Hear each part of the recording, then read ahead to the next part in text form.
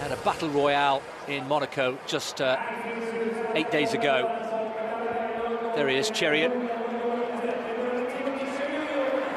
They've met on 10 occasions, and Chariot has won every time. So can Jakob Ingebrigtsen finally break his duck at the 11th attempt? And for Chariot, the challenge is maybe to try and run back-to-back sub 3:30, 1500 meters. There is Philip Ingebrigtsen, the older brother, the middle brother of the Ingebrigtsen trio. And there is Jakob, still only 19 years old. Broke Mo Farah's European record in Monaco last weekend, 3:28.68. It was a real battle down the home straight between him and Chariot.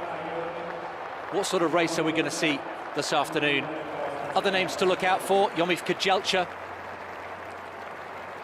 world indoor 3,000 meters champion. Stuart McSwain from Australia. Craig Engels is also in there. Neil Gourlay, the British champion. So plenty of quality. But we feel that it will be Timothy Chariot against Jakob Ingebrigtsen. Men's 1500 meters. Well, the pacing, it's fair to say, being kind, was erratic in Monaco last weekend. We've got the same pacemaker involved. There he is, Sign, just coming over. But the first lap last weekend, they went through in a ridiculous pace, 52.5 seconds, and then slowed right up in the second lap to go through 800 in 1:51. They need something more evenly paced, and it depends really to a certain extent on how interested Chariot is in going sub 3:30 again. The incentive, of course, for Jakob Ingebrigtsen is to try and beat Chariot for the first time, and that instinctive, distinctive, forward-leaning style of Chariot, tucking in behind the pacemakers. And you have to say, on the first 300 metres, Tony, or 400 metres approaching, it's a much more sensible pace, and they've gone through in 54 seconds, which is exactly what was required. Yeah, that's a pacemaker earning his money there. And people have gone with him. So often we see pacemakers go off and they set the time that they're supposed to, but the field doesn't go with them. So good to see that. So Chariot leading at one point in Monaco. You remember last weekend, if you were watching with us, he had a 20-metre lead, not so pronounced here this afternoon. Jakob Ingebrigtsen, as he did in Monaco, running a much more measured race, and maybe Chariot just reining in it a little bit. So Chariot just tucking in behind the two pacemakers. Jakob Ingebrigtsen there in second place, with Philip just behind him, Gomez then behind him. Ingebrigtsen on the shoulder, 1:50.90 at 800 metres. The pacemaking is absolutely perfect here in Stockholm.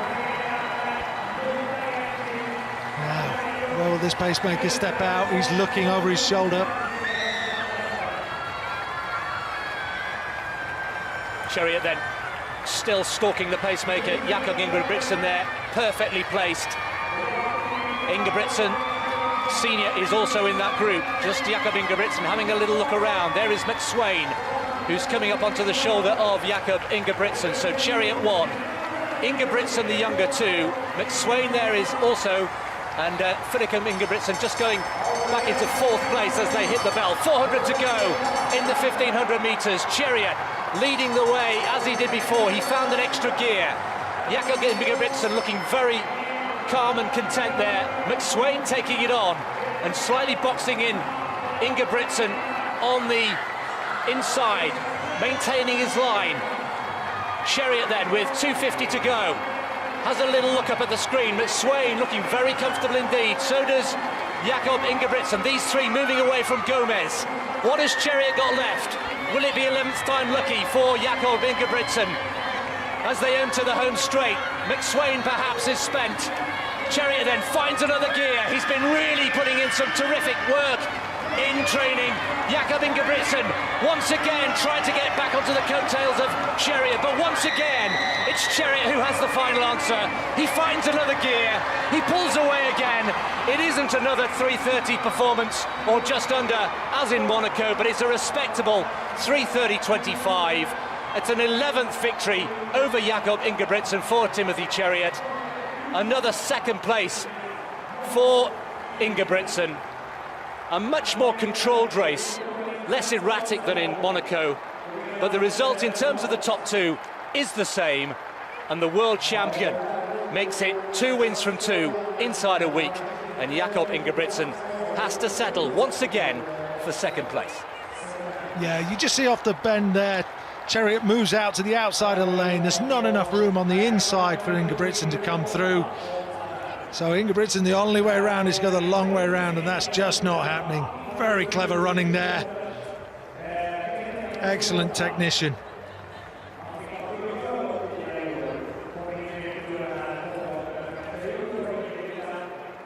Well, 3:30.74 for Jakob Ingebrigtsen. He's going to start to wonder, what do I have to do to beat this man?